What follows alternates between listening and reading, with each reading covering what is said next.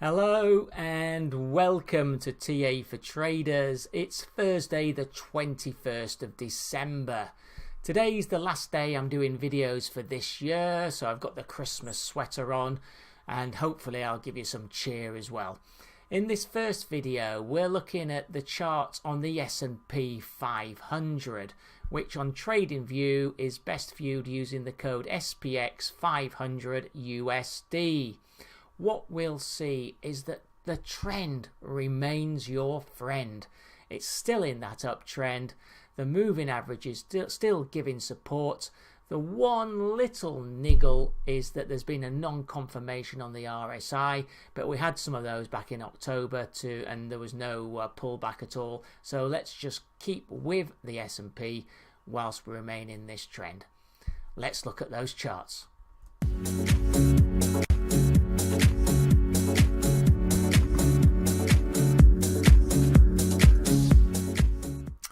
So starting with the weekly, and you can see that now we're on a run of 5 solid up weeks, obviously very positive. As I've said before, it was positive that we got the bounce off the 20-week moving average. We had the trampoline effect off there. If anything, I would suggest that we're slightly overbought on the RSI measure, which is at 85.51, highest it's been for the year, and also overextended from the moving averages. However, we're in a solid uptrend.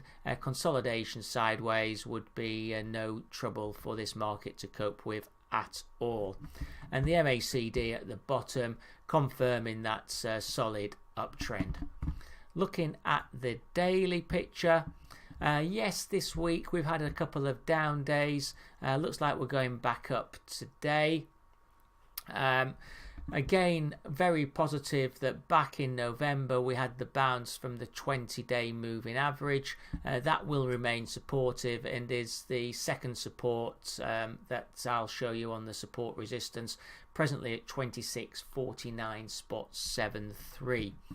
The RSI still showing positive momentum, 75.74, but as I said in the introduction, there has been a non-confirmation.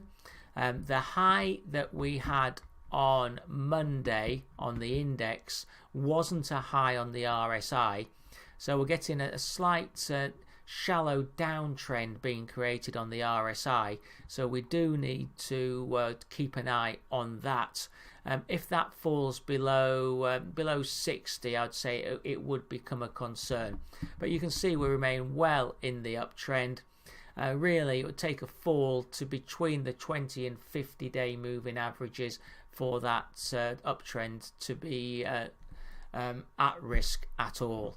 And the MACD still very strong. Again, slightly showing overbought. Short term is starting to narrow with the longer term. On the 4-hour chart, here you can see that the 20 on the 4-hour is becoming support. We have fallen below it, but it is still magnetic and we're still keeping towards it. Today we did try and go back above it, but that's failed at the moment, so we've got a yellow bar in the last 4 hours trade.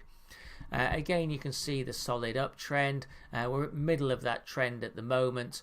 Really, it would need a fall below 2650 for the trend to be broken.